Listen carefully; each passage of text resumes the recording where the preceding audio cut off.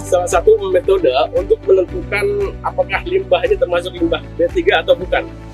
Pada video ini akan diperagakan bagaimana cara preparasi menggunakan alat ZHE dari awal sampai akhir. ZHE adalah Zero Head Space Extractor, merupakan salah satu metode ekstraksi limbah B3 volatil yang bertahan dengan kelindian. 3 jenis limbah yang akan dianalisis. Ketiga jenis tersebut diantaranya yaitu berupa cairan, contohnya adalah limbah B3, kemudian semi padat, contohnya lumpur, padatan, contohnya adalah bebatuan. Pada limbah jenis cairan dilakukan penyaringan dengan menggunakan membran filtrasi, yaitu cairannya diambil, nah fase padatnya dibuang. Untuk jenis limbah yang semi solid atau sludge atau lumpur, kedua fase digunakan sebagai sampel ekstraksi limbah B3.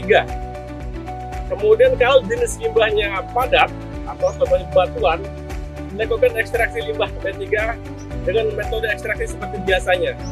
Proses preparasi sampel terdiri dari yang pertama adalah penentuan kadar air, yang kedua pengecekan pH, yang ketiga penyaringan sampel padat, yang keempat pembuatan larutan buffer, dan yang kelima adalah pengujian menggunakan ZHE.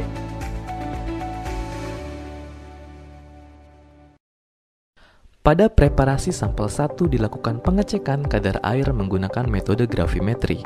Pertama, jika kadar air kurang dari 0,5%, maka kedua fasa digunakan untuk memperoleh ekstraksi CLP dan fasa padat diekstraksi CLP. Kedua, jika kadar air lebih dari 0,5%, maka dilakukan pemisahan fasa cair dengan padatannya. Fasa cair langsung dianggap sebagai ekstraksi CLP, sedangkan fasa padatnya dibuang. Yang terakhir, jika kadar air adalah 0% atau sepenuhnya berupa padatan, maka dilakukan ekstraksi sampel langsung menggunakan rotary agitator, dengan sebelumnya menambahkan larutan ekstrak 1 atau larutan ekstrak 2 sesuai dengan pH sampel. Pada tahap preparasi sampel kedua dilakukan pengecekan pH. Sebanyak 5 gram sampel uji ditambahkan ke dalam 96,5 ml air deionisasi. Kemudian diaduk selama 5 menit menggunakan magnetic stirrer. Setelah itu dilakukan pengukuran pH. Jika hasil pengukuran menunjukkan pH kurang dari 5, maka dalam analisis nantinya sampel menggunakan larutan ekstraksi 1.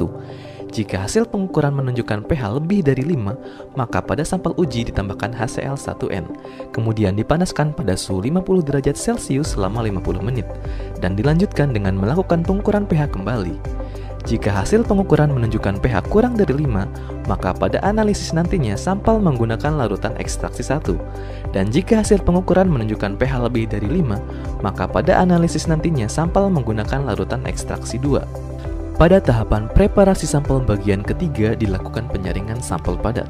Penyaringan sampel padat dilakukan dengan menggunakan alat saring sheaf dengan ukuran pori kurang dari 9,5 mm. Pada preparasi sampel bagian keempat dilakukan pembuatan larutan ekstrak. Terdapat 2 jenis larutan ekstrak, yaitu larutan ekstrak 1 dan larutan ekstrak 2. Pada pembuatan larutan ekstrak 1, sebanyak 5,7 ml asam asetat glasial ditambahkan ke dalam 500 ml air suling deionisasi dan ditambahkan lagi dengan 64,3 ml NaOH1N. Setelah tercampur, ditambahkan kembali air suling deionisasi hingga volume akhir menjadi 1 liter. Setelah itu, dilakukan pengukuran pH. Jika perhitungannya sesuai, maka pH larutan akhir menjadi 4,93 plus minus 0,05. Pada pembuatan larutan ekstrak 2, sebanyak 5,7 ml asam asetat glasial ditambahkan ke dalam 500 ml air suling deionisasi dan ditepatkan hingga volume akhir menjadi 1 liter, kemudian dilakukan pengukuran pH. Jika dibuat dengan benar, pH larutan akhir akan menjadi 2,88 plus minus 0,05. Tahapan akhir yaitu melakukan analisis sampel menggunakan Zero Head Space Extraction atau ZHE. Pertama, sampel sebanyak 25 gram dimasukkan ke dalam tabung ZHE. Kemudian, dilakukan pemasangan saringan serat gelas 90 mm di antara sekat penjepit saringan. Lalu, O-ring dipasangkan sebagai pengikat penjepit saringan yang berada di tutup atas tabung.